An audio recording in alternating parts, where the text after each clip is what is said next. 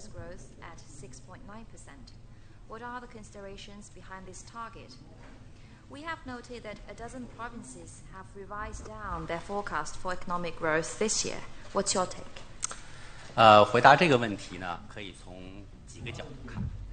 首先呢， To answer your questions, I think there are several perspectives. First of all, just like what happened in the past several years, the economic growth target set in the government work report is a forecast.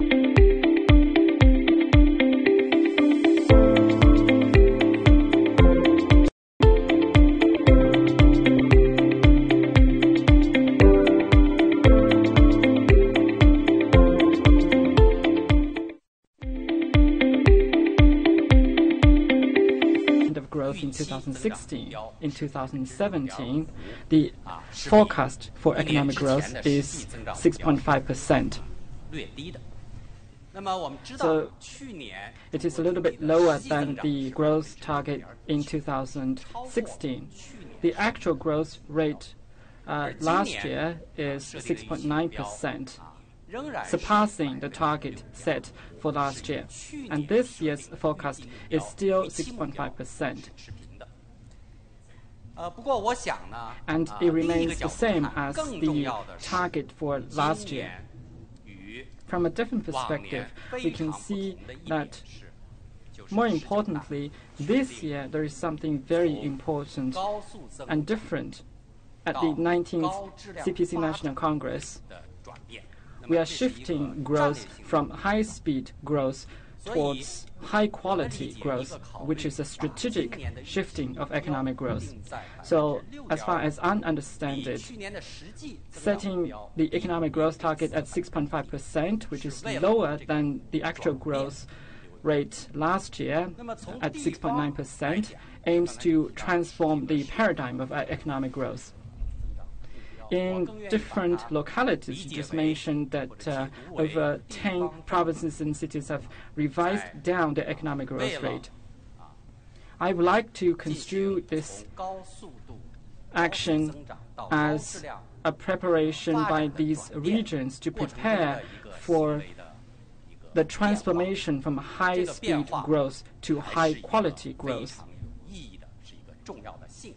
And this change is of significance and a very important signal, because this is by no means something very easy.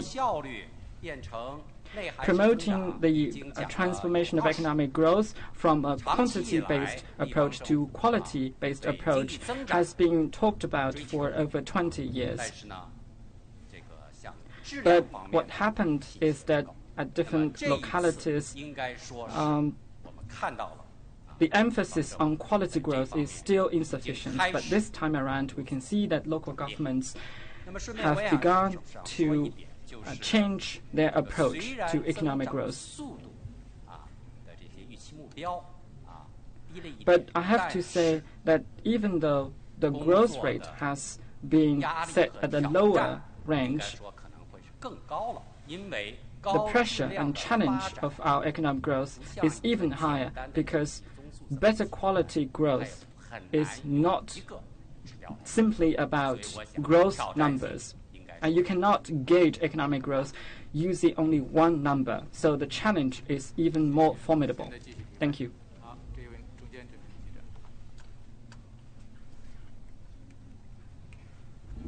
谢谢主持人，我是香港经济导报记者。我想提问杨伟民委员。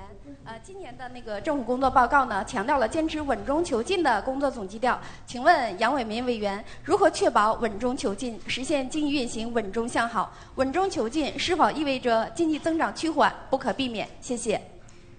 With Hong Kong Economic Herald, the work report of the government stressed the general principle of pursuing progress while ensuring stability. How do you think, Mr.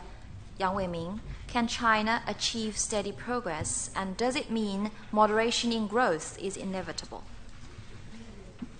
好，谢谢您的提问。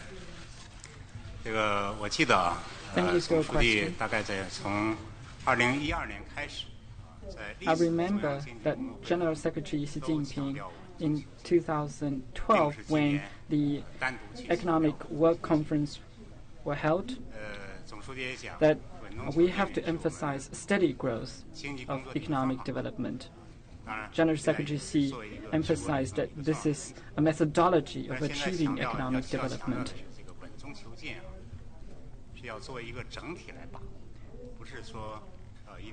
So to ensure steady growth, we have to make it an overarching principle, not just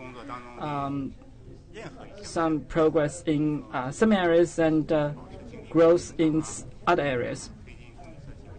So to ensure steady growth of the economic development, we have to revamp the systems, diffuse financial risks, and also deal with local government debt, as well as promoting the healthy and sound development of real estate markets.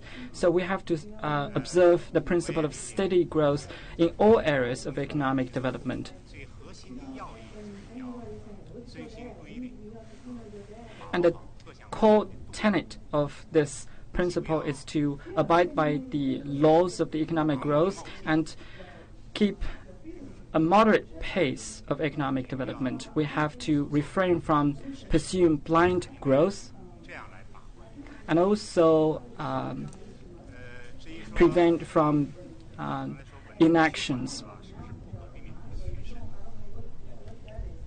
So you mentioned that whether the moderation of growth is inevitable here in China.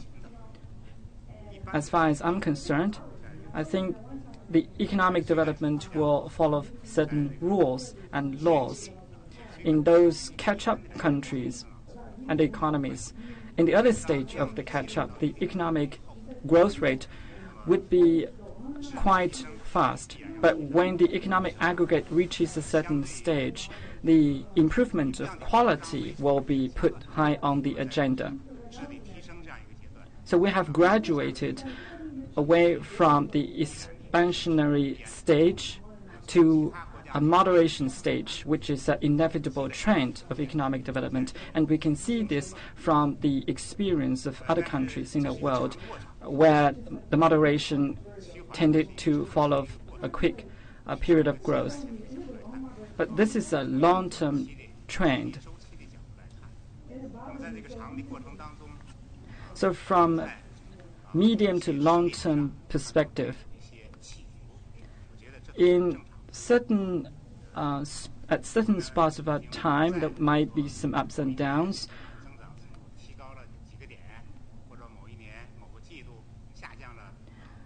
So there would not be big swings in the economic growth rate in certain quarters or a certain period of time.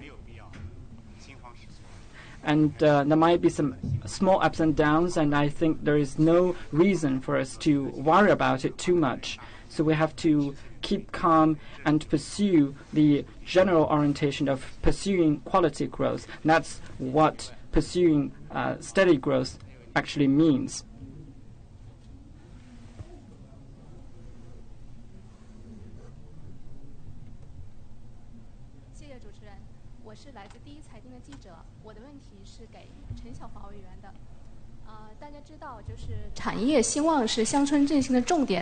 那最近我们呢在采访中了解到，就是目前那个农村人口就是持续减少，一些村呢出现了空心化的现象。那么，请问陈委员，在这样的村呢，如何才能使这些产业振兴精准落地呢？谢谢。With China Business Network, boosting non-agricultural sectors holds key to rural revitalization. We were told in recent interviews about a rural population decline and the phenomenon of rural hollowing in some villages. How can we translate the policy of rural revitalization into reality in such villages? 大家知道乡村振兴啊，关键在。As you all know, rural revitalization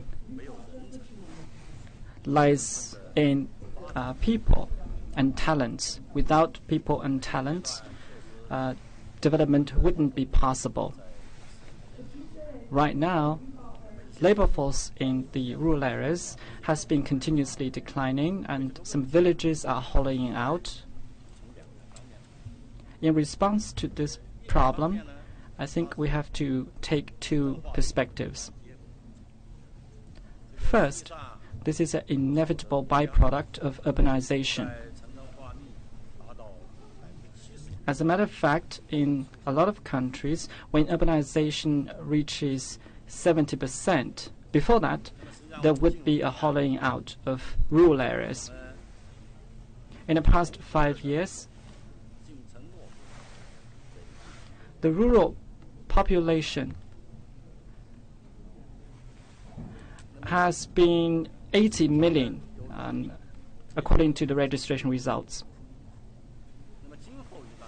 And these people have turned into urban dwellers from farmers.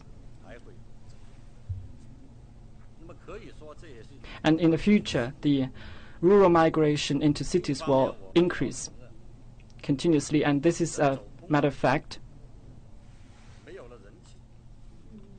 After these people moved out of cities, moved out of rural areas,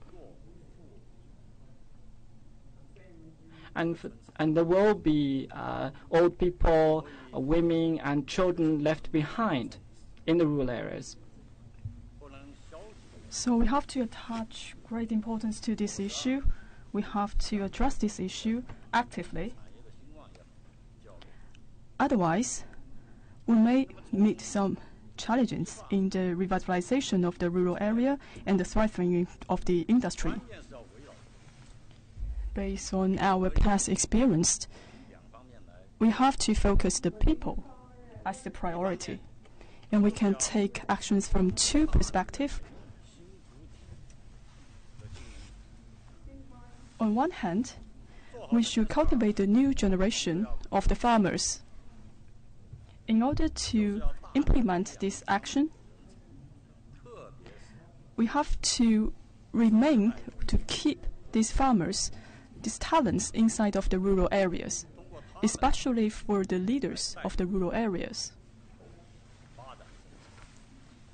With the leadership of this group of people, we can help the thriving of the rural area. We have taken a lot of measures in training of the talents in the rural areas, which help to solve the problem. On the other hand, we also need to make efforts to attract talents back to the rural area. For the citizens who went out from the rural areas, we want to keep them in the rural area.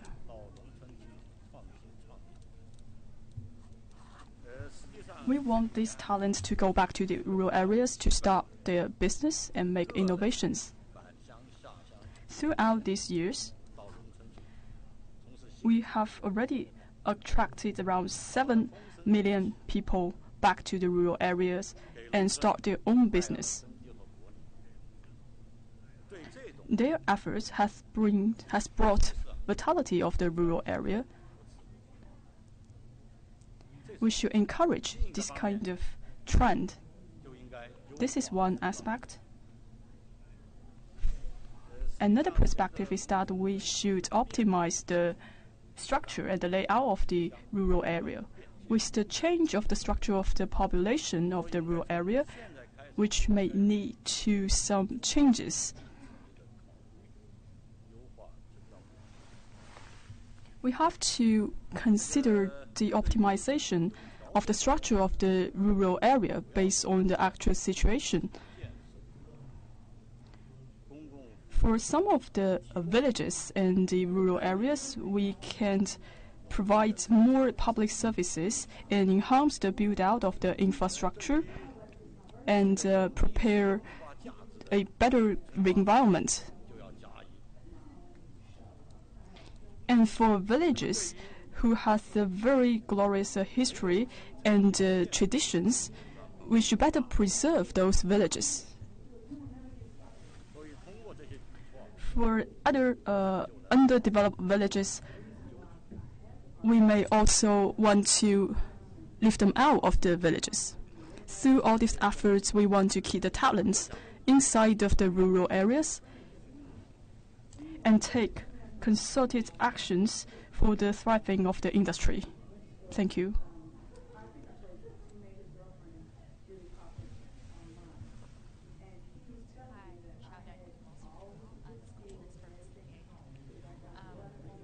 How serious is China about reining in debt in the broader economy, given that such work comes with a lot of risks, including to economic growth? What kind of metrics does China measure its progress in this or lack of progress?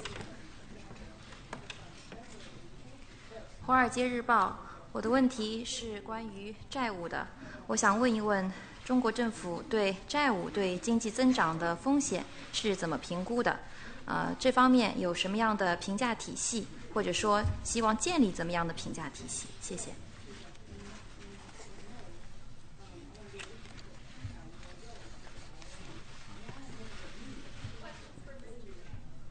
我的问题是问给杨委员的。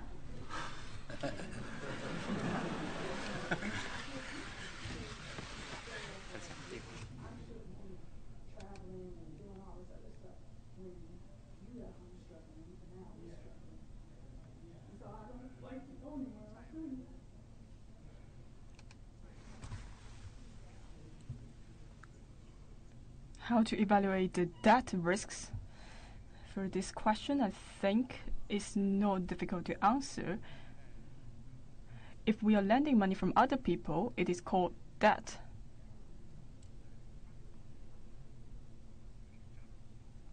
In general, we will consider several aspects. For example, the debt from the government, and debt from the local government, and debt from the enterprises.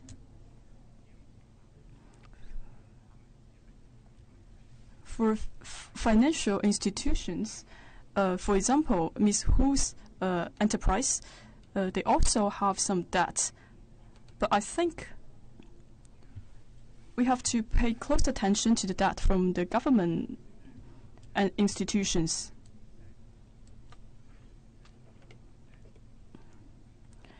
We do see a trend that we have an increasing growth for the debt in China. For the government debt, the central debt is quite stabilized. And for the debt of the local government, we also see a very stable trend.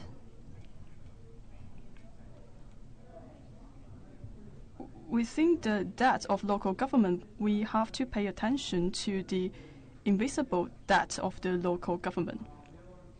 With the implementation of the new policies in the past few years, we do see some illegal actions taken by the local government to use the debt financing. And the central government will issue a series of policies to better regulate the financial risks and to control the underwriting debt that was raised by the local government. And also we see a rapid growth rate for this amount of debt from the local government. As a result, we have to better control what we call the property bubble to keep the debt from the public within a reasonable range. And we have to set out a new housing mechanism to control the property bubble. As for the enterprise debt, this is of a key concern from us, especially for the debt from the state-owned enterprises. And we also see an increase of the debt for these state-owned enterprises. And we also have a member from the state-owned company participating in today's press conference. So I just speaking from a general term that we do see this increasing trend of the debt from the state-owned enterprises. And from last year's key conferences, and one of the priorities set was to control the debt from the state-owned enterprises. I believe that the State Asset Commission is formulating a series of regulations to better control the debt from the state-owned enterprises as well as the central government. But the trend keeps increasing, and we do see that that has a close correlation with the growth of the GDP. As long as we stabilize the GDP growth within 6 to 7%, and with a lower growth rate of the debt, that would be much healthier for the economic development. Thank you for your question.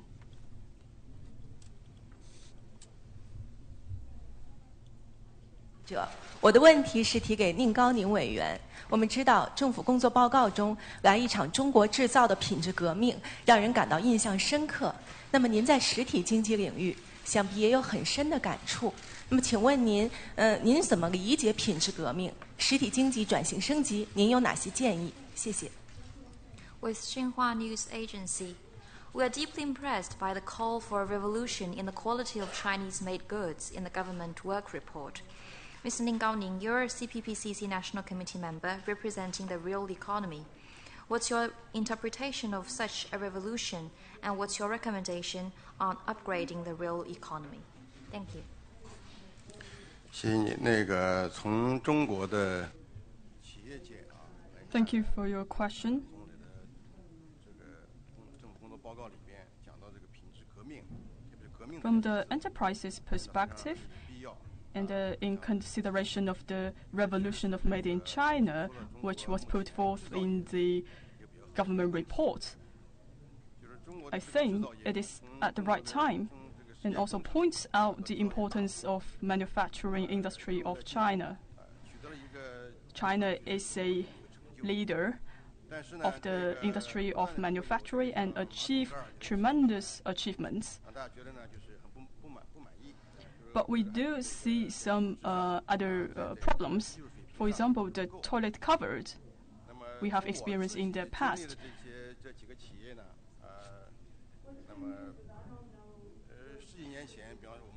From my personal experience,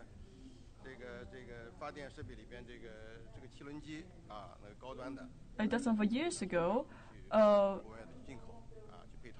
China is producing turbines, and we are importing this equipment from other countries. And gradually, we have better developed our technology to make this equipment. But still, we are importing other kinds of equipment from other countries.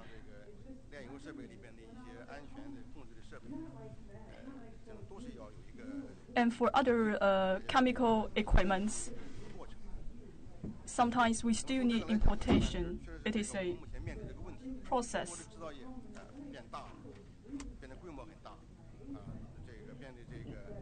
Now we have a larger scale for the manufacturing companies in China with lower cost. But in terms of the skills and expertise in these companies, we have to further improve the capability. That is the concerns that are facing the Chinese companies.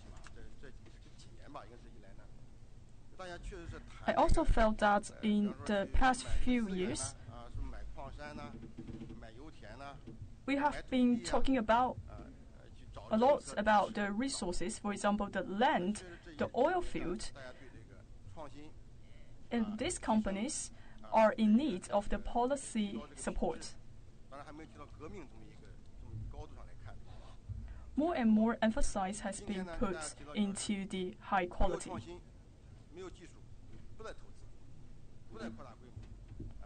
If there's no innovation, then there will be no better technologies. I think it is a good start set by China. For China's manufacturing industry, we have embarked on a new journey of upgrading our company, our technologies, and seek for better quality. I would like to mention a set of points. The first one, we should continue to support the supply side reform.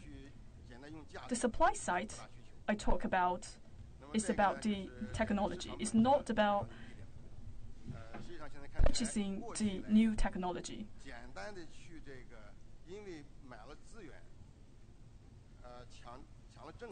In the past, we may purchase resources and we try to develop our own company. But now, for Chinese companies, they require more high-tech knowledge.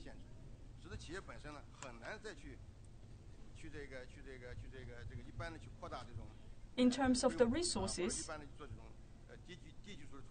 if China do not have enough natural resources and the environment resources, the company cannot grow bigger. And of course, we also need support, policy support from the government. I believe that the manufacturing upgrading in China will be the same as the application of internet technologies. Within a few years, there will be a quantum leap. And a lot of investments are being concentrated in innovation areas. For instance, take my company, Sinochem, and we are upgrading our oil grades into China 5 or China 6, which is much, much higher than the average grade. And these products can be sold both within China and also in overseas markets. So you cannot just wait for the change of the policies in order to change and upgrade your products. And some of our equipment is also reducing emissions, and the production of lithium batteries is using new materials, and the film used in aerospace and the pesticides used in agricultural sector are all being upgraded. And this upgrade represents a very small part of the overall upgrading of technologies in China. And for the transformation and upgrading of Chinese industries, and I'm fully confident, and the Chinese-made products will certainly follow the trend. Thank you.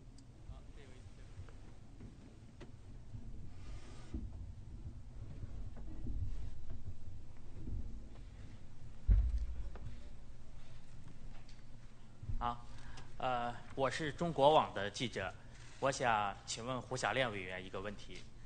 中央经济工作会议强调要打好防范和化解重大风险的这个攻坚战，重点呢是防控金融风险。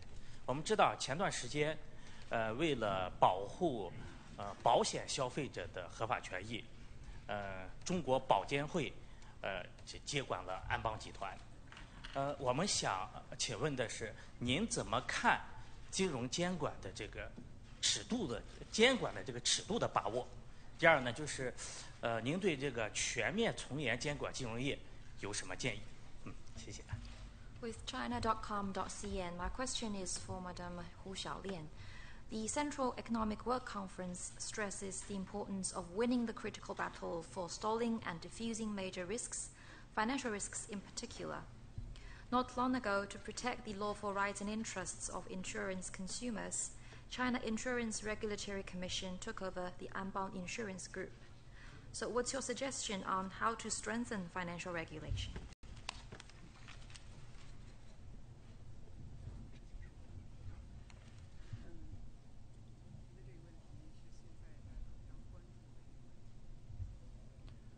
Well, this question is very much on the minds of every one of us. Regarding financial risks, the central government sets great store by this question. From 2015 to 2017, we had been studying the financial risks a lot, and General Secretary Xi Jinping has also proposed a lot of requirements for diffusing and preventing financial risks.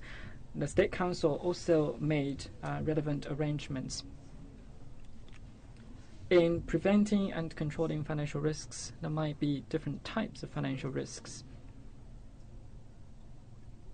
For instance, there might be some large financial institutions who will encounter some misconduct or irregularities in their operations, resulting in potential financial risks.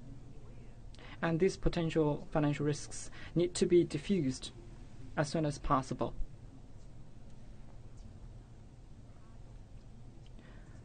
For those financial holding groups with high financial risks, they share some common denominators.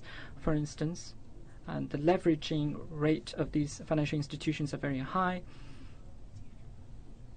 and they borrow a lot from external sources without any constraint. And at the same time, in the corporate governance process, the system is not very sound.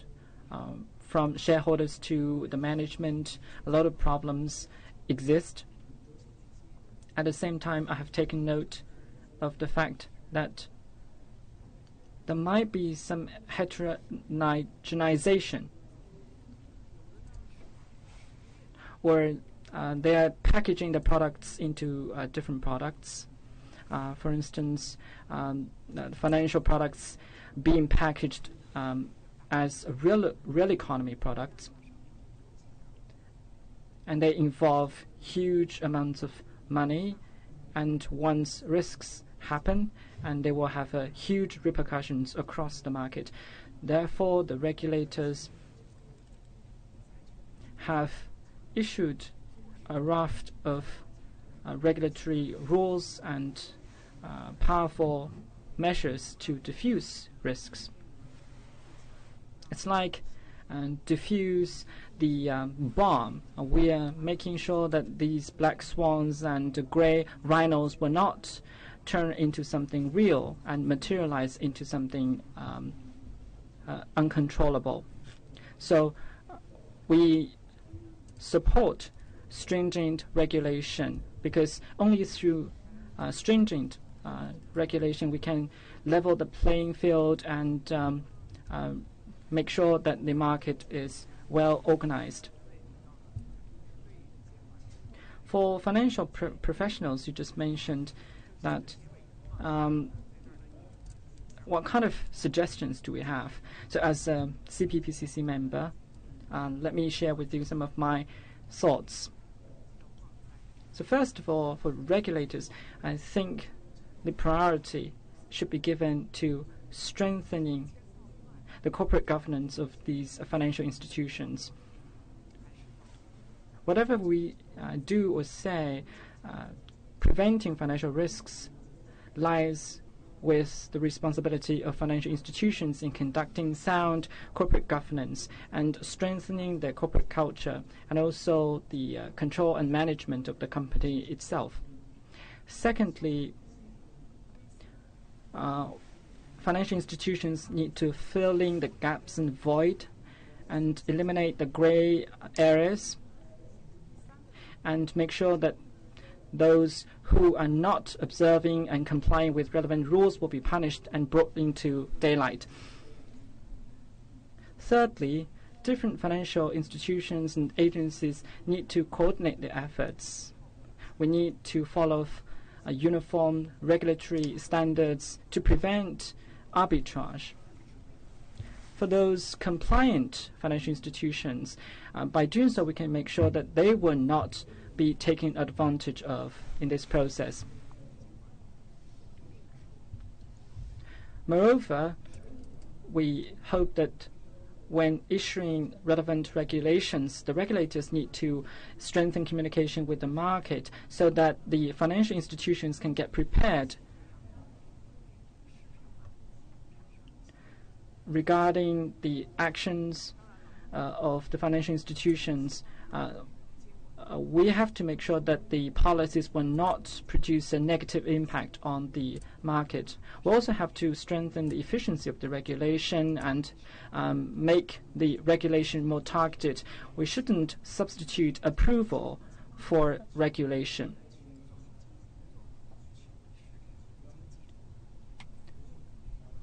So everything we do serves the purpose of real economy and is to create more space for the real economy. Thank you very much.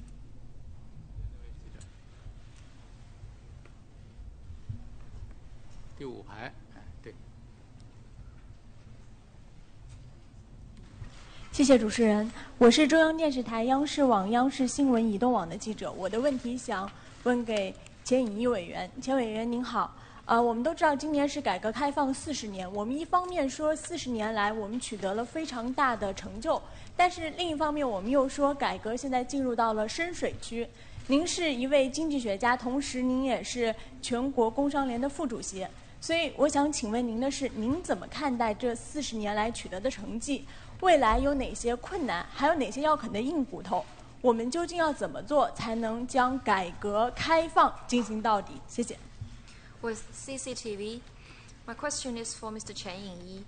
This year marks the 40th anniversary of reform and opening up. A lot has been achieved over the past 4 decades. That said, reform has also met some challenges. So, Mr. Chen Yingyi, you're an economist and vice chairman of All China Federation of Industry and Commerce. How do you see the accomplishments over the past 4 decades? And what are the difficulties and hard nuts to crack? What does it take to follow through on reform and opening up? 改革开放40年来，我国经济社会发展。 Over the past 4 decades of reform and opening up, the economic and social development has witnessed remarkable achievements, and these are well acknowledged and recognized across the world.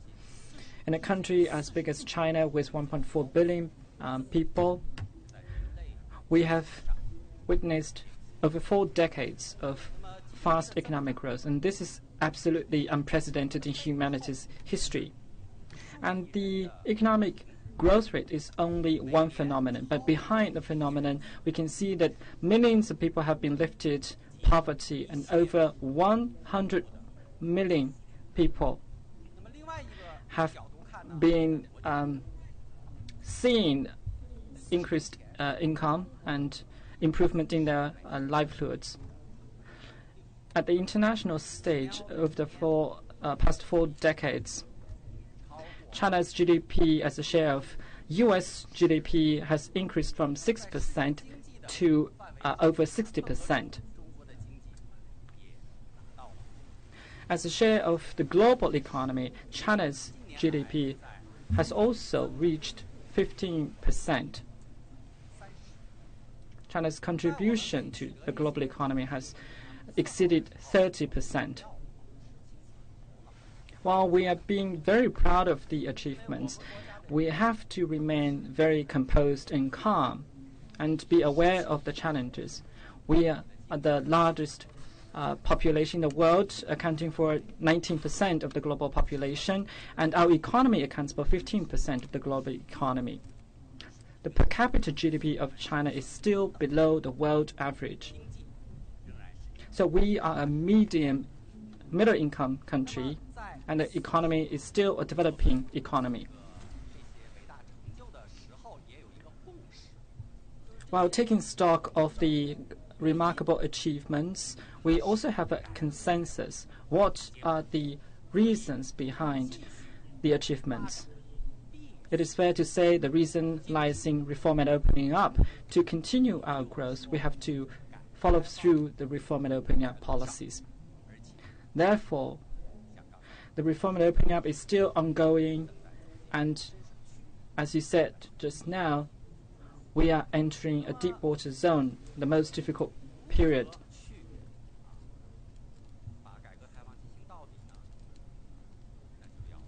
So how to see through reform and opening up? I think it is important to remain committed to our purpose, to remember why we have started on this journey in the first place. Opening up is not only about trade and investments, but also about talents, technology, and opening up in all other areas. In the government work report this year, Premier Li Keqiang proposed or mentioned 4 areas of technology that China leads the world: high-speed rail, mobile economy, sharing economy, and AI. And these all involves opening up, in which market should play a decisive role. And this is the experience we have garnered over the past 4 decades.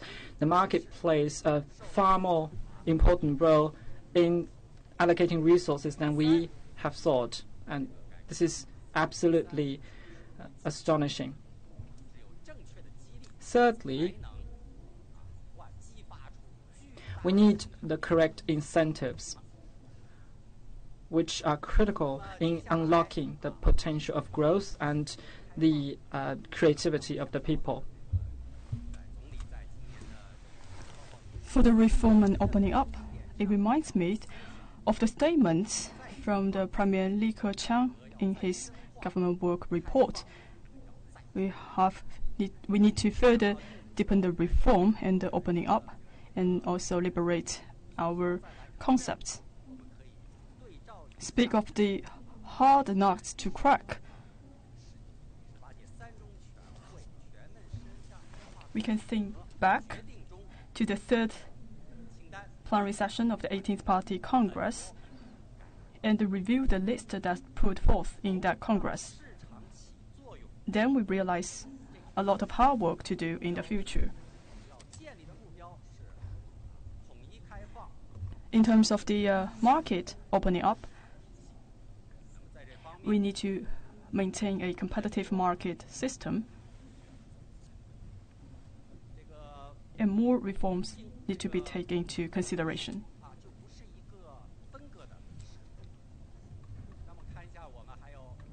We need to build a unified instead of a fragmented market. For the labor market, we cannot call it an integrated labor market, because we are separating the development of the rural area and the urban area because of the household registration policy. And also, we are not having a unified social security policy. That's why we think the market of the rural and the urban area is not well developed. In order to build a competitive market, we require strict regulation and also innovation to drive the development of the market. We need a sound competition policy for the market, and they are very crucial for the development to foster a competitive market. The next point is about the incentive. I work in the Federation of the All China Commerce and Industry. We place high priorities in putting incentive to the private sectors. Last year, we do see some improve in the investment of the private sector. But still, this growth rate is still lower than the overall investment in China. And the central government issue like 2 policies to help crack the nuts. We issue the property rights, protection rights, and incentive policy rights in last year. All of these efforts are help to optimize the market. That's why I say we are still on the way of the reform, and we have full confidence to further implement it, reform and opening up. And we have the confidence to do the reform well.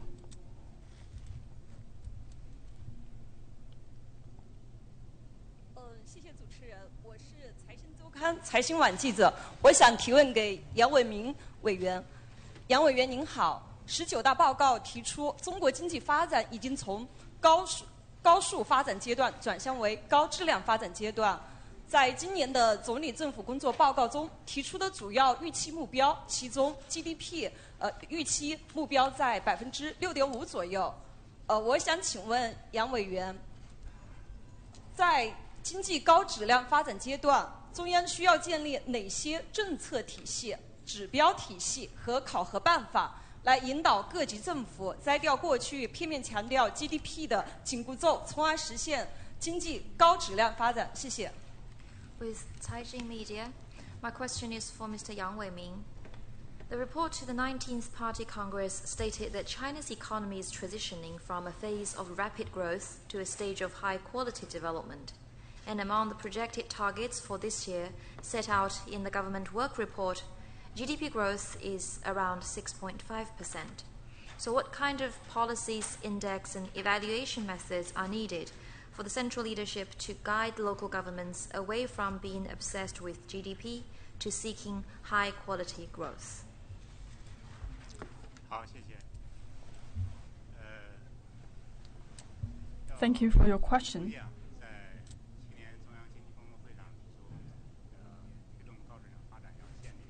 In last year's Central Economic Working Conference, President Xi Jinping has put forth the 6 initiatives and the 1 institutional requirement, which what we call the 6+1 system.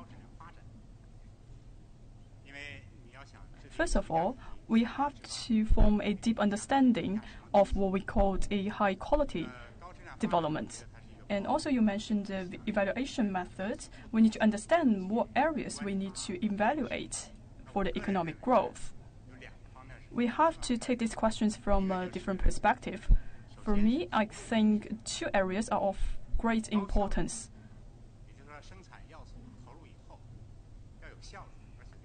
The first one, it is a high efficiency of the investment. When I say efficiency, meaning that the capital efficiency, resource efficiency, energy efficiency, and the environment efficiency. And also we need to improve the efficiency of the carbon dioxide. Now we are making good use of the big data to analyze our economy, and we also need to better analyze the data to serve our growth. And the second point I want to mention is a solid performance.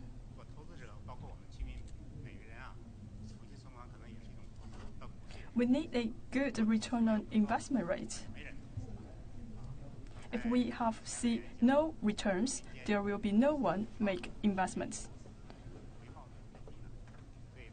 Currently, we see a lower investment rates in the private sector.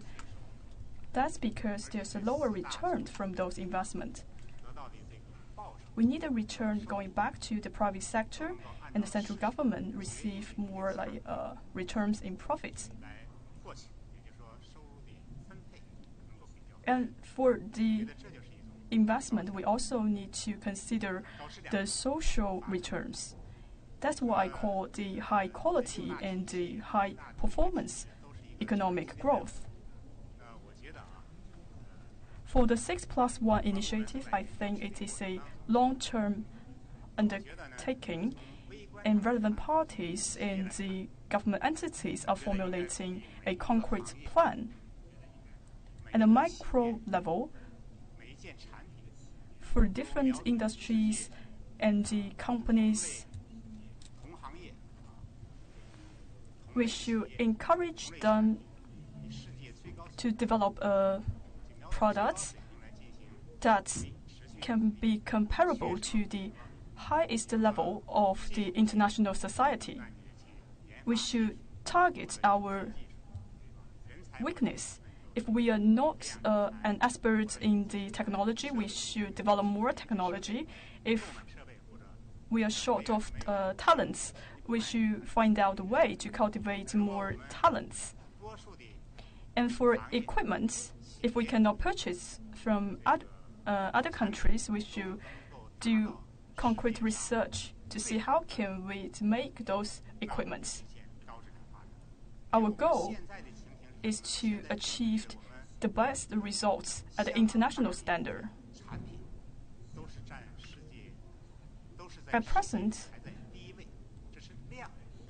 the majority of our products rank #1 in the world in terms of quantity, but in terms of the quality, the rankings may not be the same. That's what we call to develop a high-quality economic growth. From the government perspective, I think policy is the key. Now we do not have this kind of policies, but we will make some changes in the future. Some of the departments are working on these policies right now. For some of the public companies, we have a few innovative companies. Most of those public companies are in the traditional industry.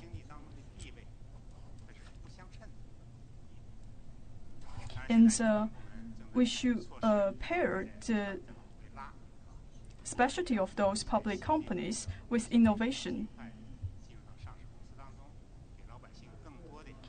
And we want to encourage some of the innovative companies to become listed in the public and provide more choices.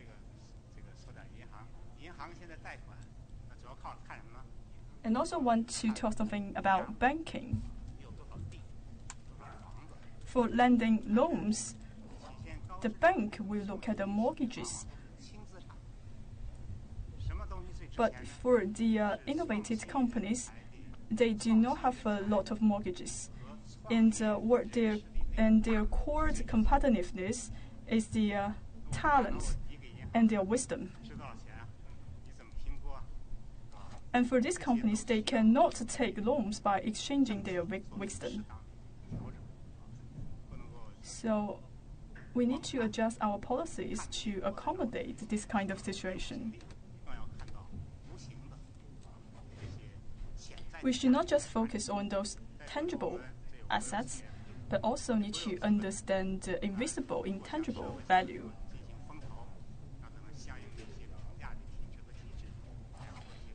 And for the venture capital, we cannot use the state-owned assets for the venture investment. That's why we encourage a broad range of reforms and the adjustments for the policies.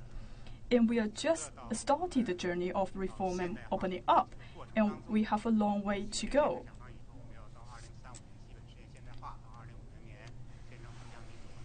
Before we realize the modernized society by 2035, in the economic development, this kind of trajectory should be in pursuit of the good quality development. And we will make a series of changes in the policy and indicators and the evaluation methodologies. And the overall goal is to grow our economy in a healthier and sustainable way. Thank you.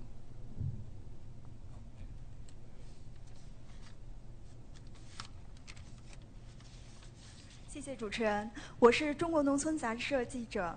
我们的刊物长期关注和报道三农，所以我今天的问题想特别邀请三农领域的专家陈晓华委员来回答。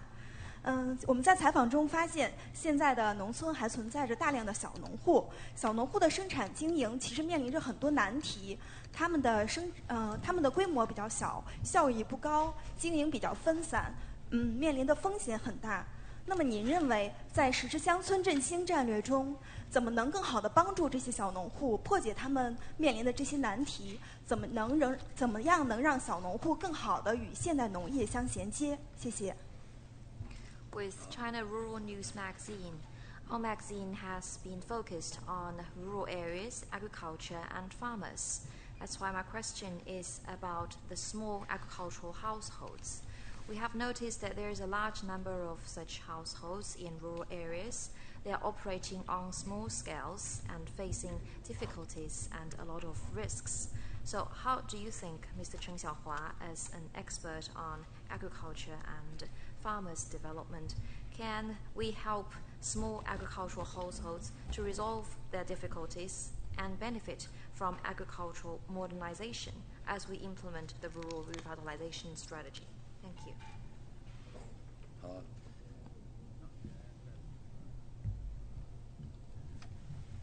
Currently, in the rural areas, there were two types of households doing business in agriculture.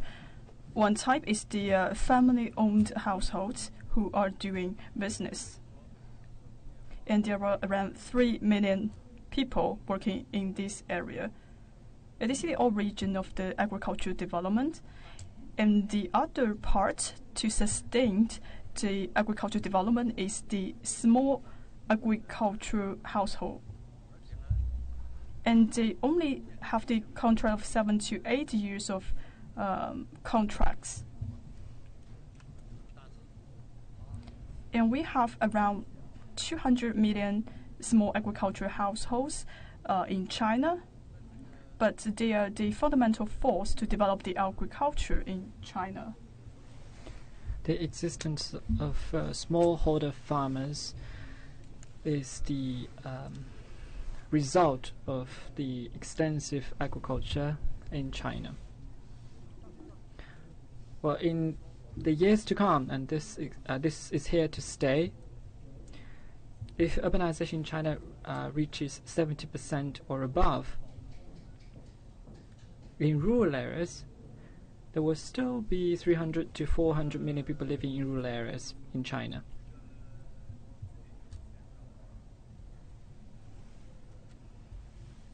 And this is the reality that China's agricultural modernization drive has to face.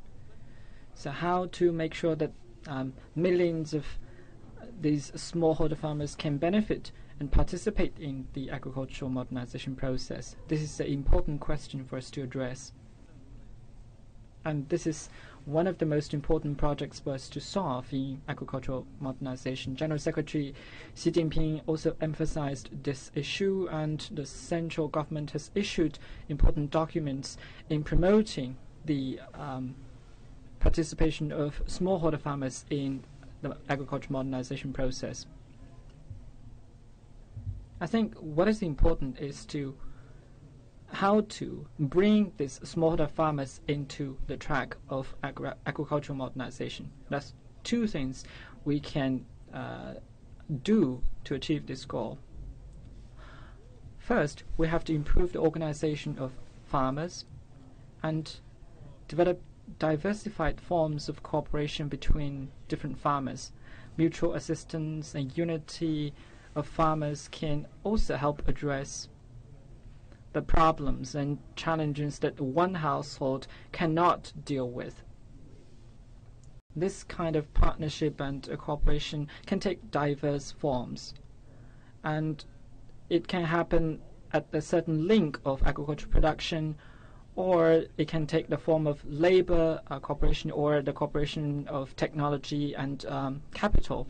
And I think farmers can choose among these different forms of cooperation. Secondly, we have to unleash the role of new type of players in the agricultural sector to guide the economic development in the rural areas. These new type of agricultural players can not only provide post-production services and relevant market-based services, they can also develop contract or order-based agriculture to ensure the basic income of farmers. For instance, extensive and large-scale plantations and growing of relevant crops. At the same time, they may undertake joint stock undertakings and dividends arrangements. to smooth out the interests mechanism between different parties. By doing so, the farmers can share in the benefits of the agricultural growth. We often say that when the boss visits the countryside, they have to bring benefits to the rural areas. So the rural support policies need to galvanize the rural players and give them more support to achieve better growth. Thank you.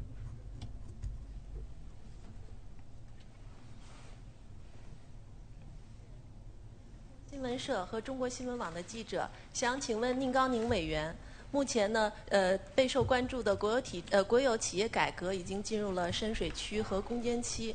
那么，如果要进一步的推进改革，然后培育具有全球竞争力的一流企业，您认为我们应该亟待解决哪些问题？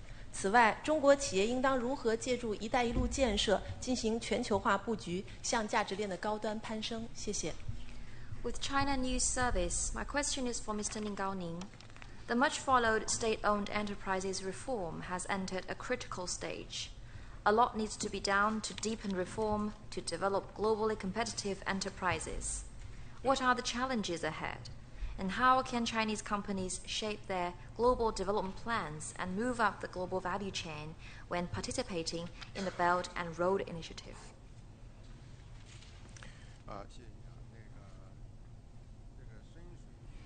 Thank you for your question. Well, we say that the reform has encountered the most difficult period of time, and this has been talked about for a period of time. SOE reforms has been going on for many years, and some achievements have been made in this process. This time around, Premier Li Keqiang mentioned in the government work report that the profits of SOEs increased by 23% in 2017. So the SOEs are operating in a sound shape. So it is fair to say that SOEs represent a very important part of China's economy. It employs 50 million people, and it is one of the largest sectors in terms of job creation.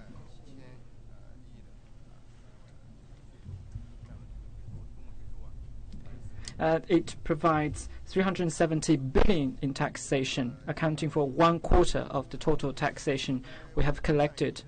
The profits amounted to 2 trillion and 150 trillion of state-owned assets. In the past 10 years, SOEs have maintained its value and even increased its value. So this is the reality. However, this is by no means satisfying. We need reform. Why do we need reform? Because in terms of net equity returns, return on net equity, compared with the peers in the private sector, the ROE is relatively low. And this is because of different reasons from history. At the same time, the sectors the SOEs are operating in are the traditional sectors, and the innovation capacity of these SOEs and the ability to lead the industry are relatively weak. So this is the reality. So based on this circumstance, how do we foster globally competitive enterprises? There are some rules for us to follow, and there are also problems for us to address. So we have to deal with the most difficult part, because the easy part has already been dealt with in the past. And reform has produced its own results, and going forward, we are encountering the most difficult part. I think there are some important measures that need more wisdom and policy arrangements and more courage for us to see through the reform. First, shareholding structure reform. Usually we deregulate the SOEs and give them incentives, and we also revise the corporate structure. I think we need to take one step further, that is shareholding structure or ownership structure reform. And this has been experimented in some central SOEs, and in smaller companies we also can do the piloting, and there will be important results to be achieved in this process. So this is one step further based on the previous achievements. We also have to deal with the relationship of the party leadership and the management of the company, how to deal with the relationship of the shareholders and the management approach, etc. So this is a whole new area of reform which involves ownership structure reform. We also have to adjust the strategic orientation, because ownership structure reform is not enough. We have to make sure that the strategy is tailored to the new market. For those old and existing SOEs and sectors, how do we make sure that they can conduct innovation? How do we make sure that these enterprises can shift from quantity to quality-oriented growth? And these are all very important questions for us to address. Internal management systems, efficiency, and performance evaluation, etc. These are all important areas of reform which will make sure that we can foster globally competitive and world-class enterprises. In addition, we also have to focus on talents and people. In SOEs, they have been following those die-hard habits and behaviors, so we have to improve their habits and behaviors. So these all bear on the task of fostering globally competitive enterprises. I'm fully confident because we have huge creativity. We Chinese people have huge creativity. Many things which are thought to be impossible have been pulled off by the Chinese people. I think this is absolutely amazing. For instance, a Chinese company has taken a stake in Mercedes-Benz, which is a German company.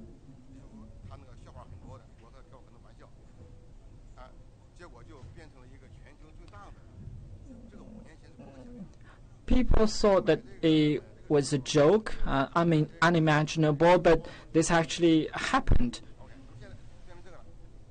When Geely bought Volvo, it was thought unimaginable as well.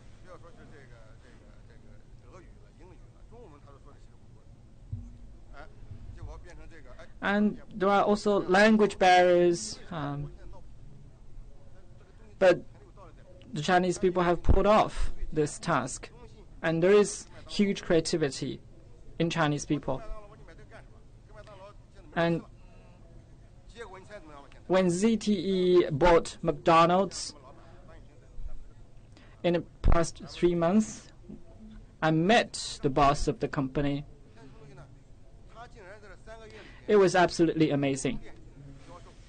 Within 3 months, the sales, the same store growth has registered 10% growth. And delivery and e-commerce have worked its magic in this process.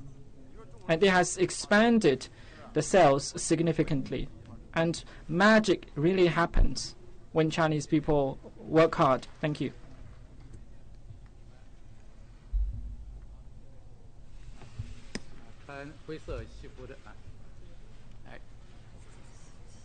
谢谢主持人，我是中国国际广播电台的记者，我想向胡小练委员提问。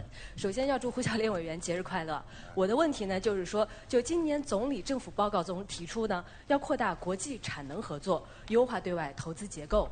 然后请胡小练委员呢，就为我们介绍一下，就是在对外投资和国际产能合作方面呢，我们去年取得的成绩单是否足够亮眼？今年我们将重点开展哪些工作？然后是推动形成全面开放新格局。谢谢。With China Radio International, my question is for Madam Hu Xiaoli, and my festive greetings to you. The government work report underlined the necessity to expand industrial capacity cooperation with other countries and improve the composition of outbound investment. So could you elaborate on the highlights of China's last year's score report in outbound investment and international industrial cooperation? To make fresh progress in all-round opening up, what are the priorities this year?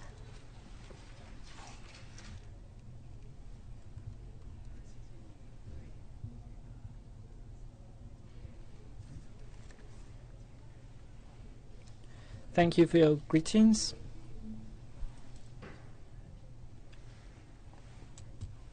As a female CPPCC member, to be part of the CPPCC member to provide suggestions to China's politics is a huge honor. The question you raised concerns international cooperation and opening up to the rest of the world and international industrial capacity cooperation. On all these fronts, remarkable achievements have been made. I can explain you the achievements in several aspects. First of all, last year, the outbound investment experienced a high growth rate.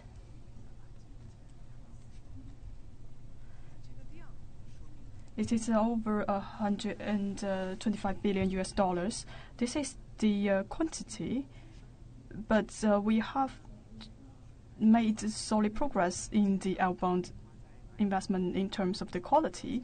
In the past, we made massive investments in entertainment, and for 2017, most of the investments are made in the area of the technological development and industrial development, as well as expanding the green development. This investment has achieved good progress in those overseas countries and also bring benefits to the investors. And the second point I want to highlight is about the outbound engineering project. We also experienced an 8% increase in the outbound engineering project last year. China is very strong in the outbound engineering project. Last year, we also experienced an upgrade. In the past, we just sent migrant workers outside of China as the labor resources, because we are very good at the engineering work.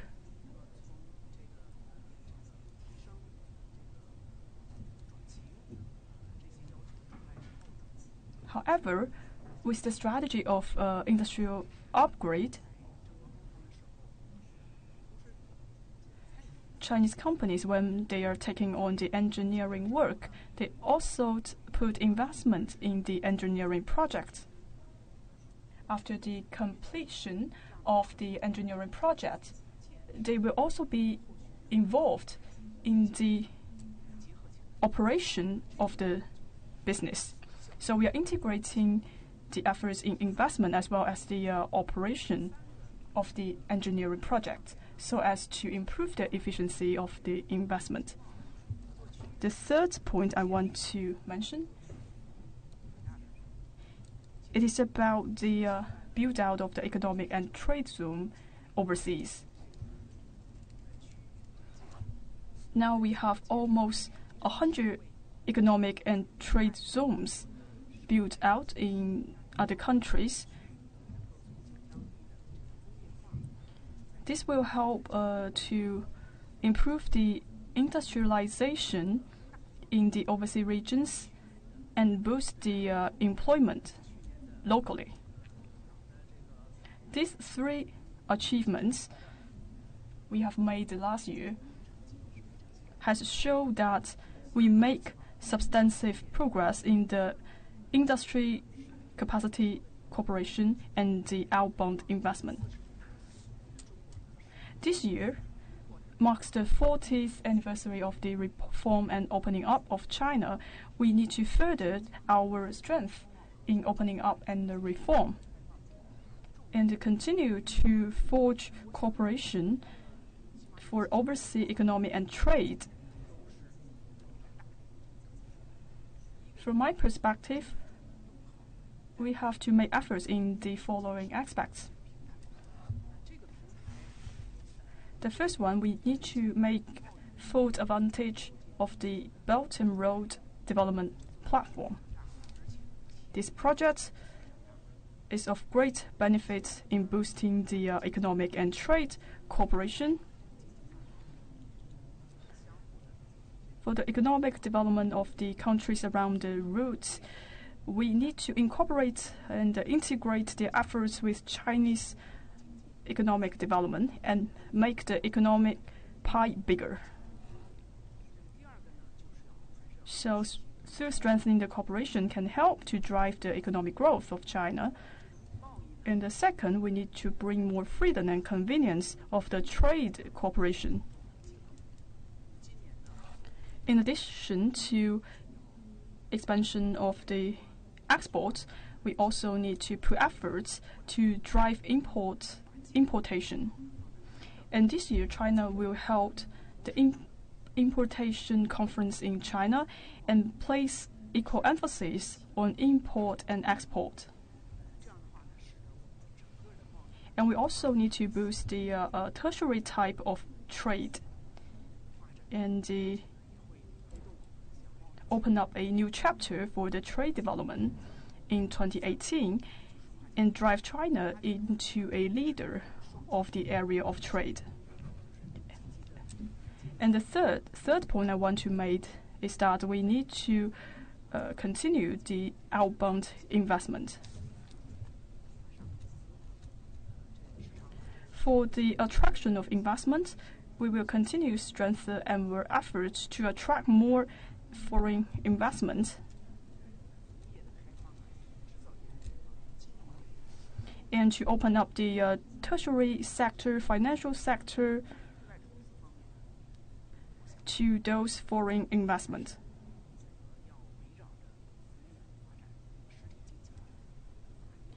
And we should center around our efforts, our investment to develop the real economy.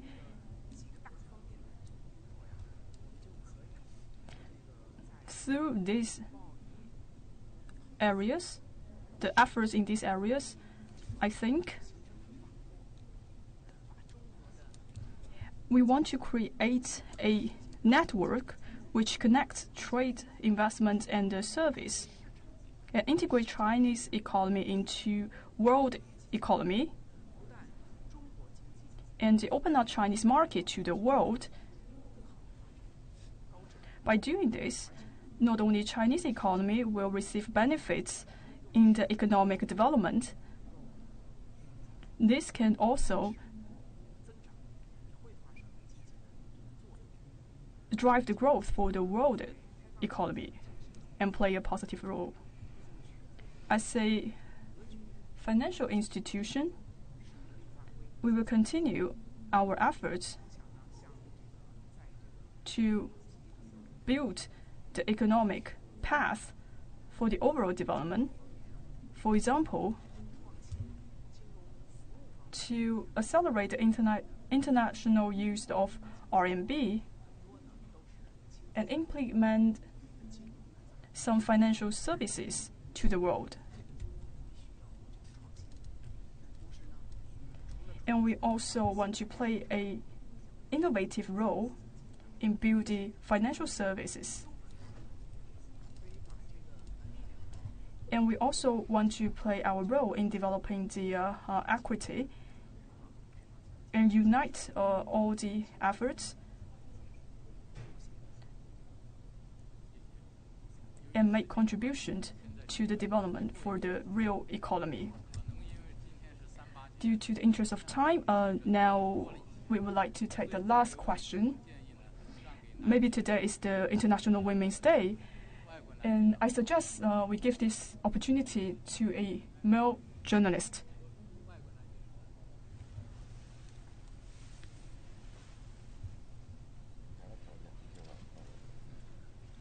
Hi, from AFP. Recently, there have been a couple of large Chinese private companies that have been taken over by the central government or the local government. For example, Ambang Insurance or Zhongxin Nengyuan. And I was wondering why that's happened and if there will be more examples of that in the future. 新社记者，最近我们注意到，像安邦、中信能源等大型的私营企业被中央或者地方政府接管，为什么会发生这样的事情？以后还会不会有类似的事件发生？谢谢。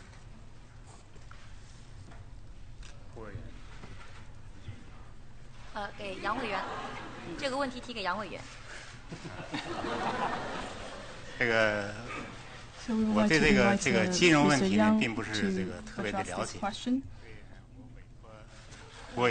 I'm not that familiar with this kind of financial issues. I will ask Ms. Hu to answer your question, and she represents my thoughts.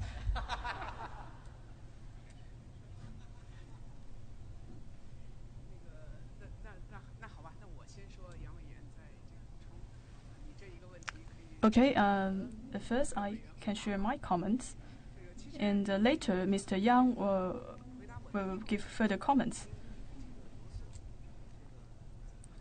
Actually, when I answer my first question, I already touched upon some of the issues you have been mentioned. You are asking why we have this situation. There are several reasons. I've seen that for those private companies, they have a high ratio of debt to asset. And the second point I want to make is that for the regulation, they have insufficient regulation, and they also not very well in the governance. For these companies, they are running their business with debt. And the results in the balance sheet is very vulnerable. When there is a change in the policy, and for these companies, they will bear a higher risk in terms of financial risk. So for these companies, they are risky companies. Some of them are large companies and have a very comprehensive license and certificates to run their business. They are institutions with financial, some of the financial holding certificates. If they are under risk, they may bring negative impact to the market. For this kind of institutions, we need to pay close attention to the operation of them.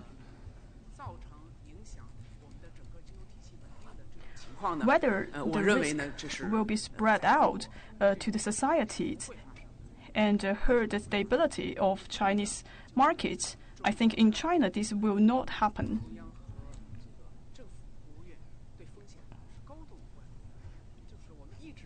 This is because China's Central Committee and government place high emphasis in the risk control.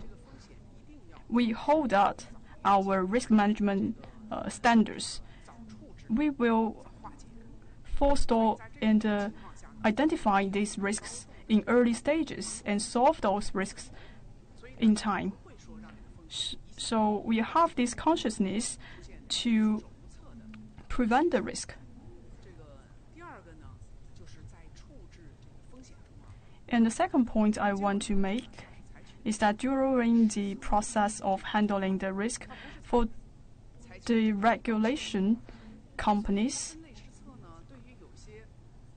they will use a step-by-step solution to solve this problem. For these companies which have a high leveraging rate, they will urge them to lower the leveraging rate.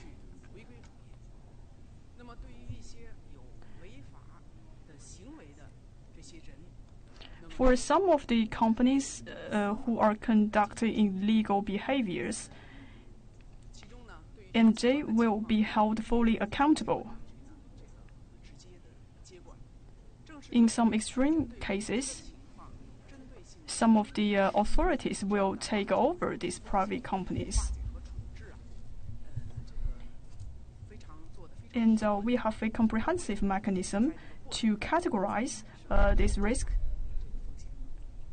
and prevent this risk will spread out to the society and create negative impact. And the third point I make is to fill the gap and strengthen the weakness. After we see there was some illegal practice from these private companies in some gray areas, we will come up with a series of policies and try to prevent the risk from happening.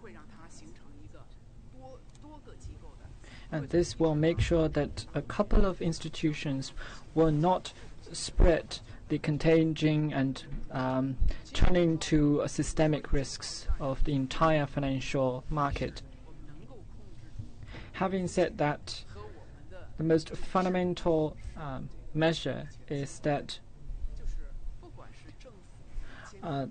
we have set up the correct systems to forestall the risks. Market players and regulators can work in unison to take relevant, timely, and forceful measures to prevent risks. And this is the biggest advantage of our policies. And the economic fundamentals are in good shape, and economic foundation is very strong. And these has laid a solid groundwork for preventing financial risks. Well, Madam Hu has been very comprehensive and detailed in answering your question. Preventing and controlling financial risks is one of the three critical battles in the coming years. The key of the three battles is preventing and controlling financial risks. It involves financial holding groups, and which are one of the areas we have identified as a source of risk. The reasons have been elaborated by Madam Hu just now.